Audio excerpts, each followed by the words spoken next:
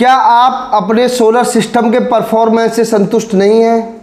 आपका जो solar system आपने लगाया है आपकी ज़रूरत के हिसाब से वो बैकअप नहीं दे रहा है या आपकी ज़रूरत के हिसाब से लोड नहीं ले रहा है, तो ये वीडियो दोस्तों आपके लिए है। आप या तो नया सोलर सिस्टम परचेज करना चाह रहे हैं तो आपको किन बातों का ध्यान रखना है, या आप परचेज कर चुके हैं आपके सिस्टम में बार बार फेलियर्स आ रहा है तो उसका कारण क्या है, आज इस वीडियो में हम बात करेंगे क्या कारण है उसका और उसको हम कैसे ख़त्म कर सकते हैं। दोस्तों जो समस्याएं आ रही हैं, बार बार हमें इंजीनियर बुलाना पड़ रहा है, बार बार हमारा सिस्टम फूक जाता है, बार बार फिर इंजीनियर आता है, फिर 2 महीने बाद हमारा सिस्टम फूक जाता है, तो इस प्रकार की समस्याओं से अगर परेशान है तो ये वीडियो आप अंत तक देखिए। और वीडियो भी बहुत कम समय की है दोस्तों, तो आपका बहुत ज़्यादा समय नहीं लूँगा, बिल्कुल आसान शब्दों में आज इसमें आपको क्लियर कर दूँगा क्या कारण है फेलियर्स के।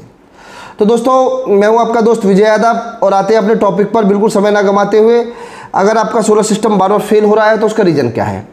एक फेल आता है दोस्तों कि आपने सोलर सिस्टम लिया, मानिए आपने सोलर सिस्टम लिया 5 किलोवाट का, तो आपने 5 kVA का सोलर सिस्टम लिया। अब आप उम्मीद कर रहे हैं कि मेरा जो सोलर सिस्टम है ये मेरा 5 किलोवाट का लोड चलाएगा, जबकि दोस्तों जितनी भी अच्छी से अच्छी कंपनियां होती हैं उनका जो पावर फैक्टर होता है वो 0.8 का होता है। तो 0.8 का अगर हम पावर फैक्टर की बात करते हैं तो जो 5 kVA का सिस्टम है किसी भी कंपनी का वो ज़्यादा से ज़्यादा 4 किलोवाट लोड लेगा, क्योंकि मैक्सिमम जो टॉप कंपनियां हैं उनका 0.8 का पावर फैक्टर होता है और जो कंपनियां थोड़ी सी लो ग्रेड में काम करती हैं कुछ का 0.7 या 0.6 तक भी पावर फैक्टर होता है। तो जो अच्छी से अच्छी कंपनी का अगर हम सिस्टम लेंगे 5 kVA तो उसका जो मैक्सिमम जो लोड जाएगा वो 4 किलोवाट तक जाएगा। लेकिन अगर आप ये समझें कि 4 किलोवाट वो कंटिन्यू लेता रहेगा, रेगुलर साल टू साल 4 किलोवाट हम उस पर चलाते रहे वो चलता रहेगा, तो वो संभव नहीं है। 4 किलोवाट उसकी मैक्सिमम क्षमता है दोस्तों, और मैक्सिमम क्षमता पे अगर आप किसी सिस्टम की पे चलेंगे तो सिस्टम ज़्यादा लॉन्ग टाइम तक आपका साथ नहीं निभाएगा। अगर मानिए आप 5 किलोवाट सिस्टम आपने लिया और उस पर आप 3.5 या 4 किलोवाट कंटिन्यू लोड दे रहे हैं तो वो महीने 2 महीने 3 महीने में उसकी पीसीबी में कहीं ना कहीं हीट होगी, कोई ना कोई फॉल्ट आएगा या कहीं ना कहीं वायरिंग शॉर्ट होगी। तो अगर आपका लोड कंटिन्यू 4 किलोवाट है तो आप प्रयास करेंगे कम से कम 7.5 किलोवाट या 10 किलोवाट आप सिस्टम लें। रीजन क्या होता है फेलियर्स का? 80% कारण तो यही है कि ये लोग अपना समझते हैं कि मेरा 2 किलोवाट लोड है या 2.5 किलोवाट लोड है तो मैंने 2.5 किलोवाट का सिस्टम ले लिया, जबकि दोस्तों ग्रिड और सोलर में अंतर होता है। ग्रिड क्या है? ग्रिड का आपने क्या कि मेरा तो ग्रिड का तो 2 किलोवाट का कनेक्शन था, उससे मेरा लोड चल रहा था, अब तो मैंने 2.5 किलोवाट का कंपनी का सोलर सिस्टम लगवाया है, मेरा लोड पूरा नहीं चल रहा है। तो रीजन क्या होता है? ग्रिड में इनफाइनाइट ताकत होती है, अनलिमिटेड ताकत होती है, लेकिन सोलर सिस्टम के अंदर एक सीमाएं होती हैं।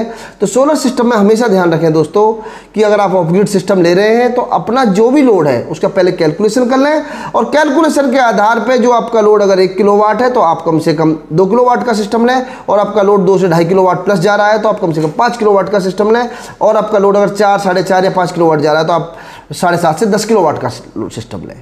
तो बहुत सारी समस्याएं तो आपकी खत्म हो जाएंगी, क्योंकि बार बार सिस्टम खराब होना, बार बार इन्वर्टर का गर्म हो जाना, वार्निंग स्मेल आना या पीसीबी फॉल्ट हो जाना, ये मोस्टली जो रीजन होते हैं या तो हमारे इंस्टॉलेशन संबंधित प्रॉब्लम्स होती हैं या हम उस पर एक लिमिट से ज़्यादा लोड उस पर रेगुलर दे रहे हैं, तो वहाँ फेलियर आने की संभावनाएं ज़्यादा बढ़ जाती हैं।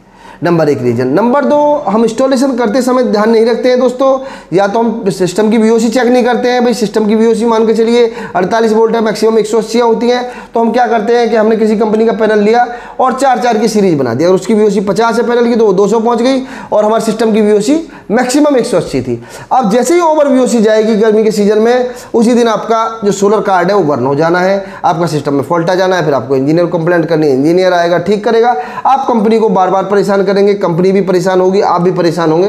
तो ये ध्यान रखें दोस्तों इंस्टॉलेशन करते समय कि हमेशा जो मैक्सिमम वीओसी के ऊपर ना जाए, क्योंकि टेक्नोलॉजी है, और मिनिमम से भी नीचे ना जाए, तो ये इंस्टॉलेशन में ध्यान रखें। तीसरा, आप जहां भी पीसीयू को रख रहे हैं वहां बिल्कुल खुली हुई जगह हो वो, और वहाँ हवा आसानी से आ जा सकती हो, और जो सिस्टम के अंदर सिस्टम पे आपने देखा है जब आप नया सिस्टम परचेज करते हैं तो उसके ऊपर पोलोथीन चढ़ी हुई होती है, रैप रोल लगा होता है।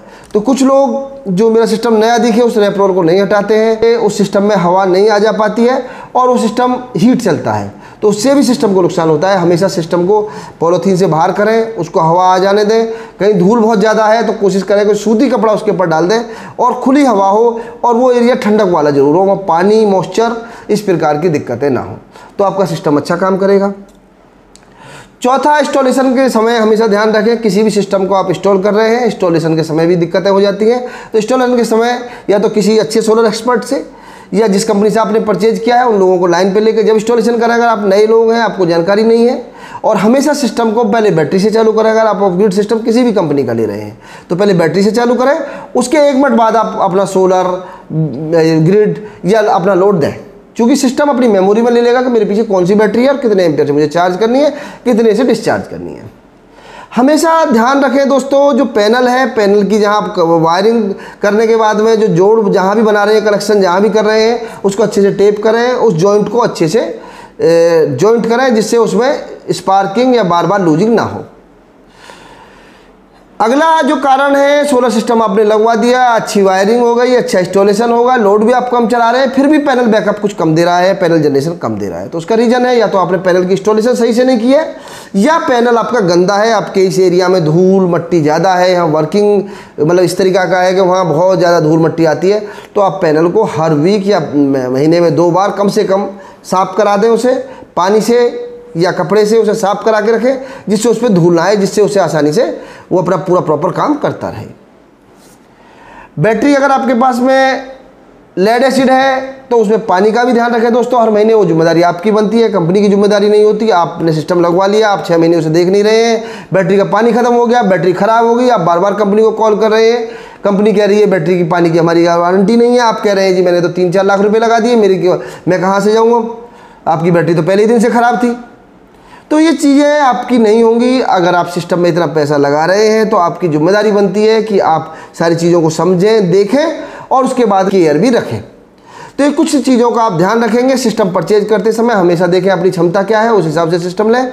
उसके बाद में आप अपने अच्छे से इंस्टॉलेशन कराएँ, उसकी साफ़ सफाई रखें, तो आपके सिस्टम में कभी दिक्कतें दोस्तों नहीं आएंगी। आप किसी भी कंपनी का जो सिस्टम खरीद रहे हैं तो पहले पूरी जानकारी ले लें, पहले पूरा लोड का बता दें, लोड के हिसाब से आप अपना कैलकुलेशन करें। देखिए सिस्टम क्या होता है, कंपनियां बताती है जी मेरा 7.5 किलोवाट का सिस्टम है, और 7.5 किलोवाट का सिस्टम है तो 5 किलोवाट 5.25 किलोवाट तक वो लोड ले लेता है। लेकिन आप सोचते हैं कि इसमें हम कंटिन्यू 5 किलोवाट लोड देंगे तो वहाँ फेलियर्स आने के चांसेस हैं, बहुत ज़्यादा चांसेस है और 100% चांसेस है। तो आप ध्यान रखें कि अपनी जो उसकी कैपेसिटी है सिस्टम की, उससे 70% से ऊपर लोड उस पर कभी ना जाए। तो इन बातों का अगर आप ध्यान रखेंगे दोस्तों तो आपका सिस्टम बहुत अच्छा चलेगा। आपने किसी भी कंपनी का सोलर सिस्टम खरीदा है तो ये टिप्स आपके काम आएंगी। और आपके कोई और क्वेश्चंस हैं या कोई सिस्टम आप परचेज करना चाहते हैं तो मैं अपनी वीडियो के डिस्क्रिप्शन में नंबर दे रहा हूँ, वहाँ सेल्स एग्जीक्यूटिव है, उनसे कोई भी सिस्टम, पैनल, बैटरी, पीसीयू आप परचेज कर सकते हैं। जानकारी आपको अच्छी लगी हो, वीडियो अच्छी लगी हो, इस वीडियो को लाइक करें, शेयर करें। चैनल पर नए हैं, चैनल सब्सक्राइब नहीं किया है तो चैनल को भी सब्सक्राइब कर लें। मिलते हैं अगली वीडियो में, जब तक के लिए नमस्कार दोस्तों।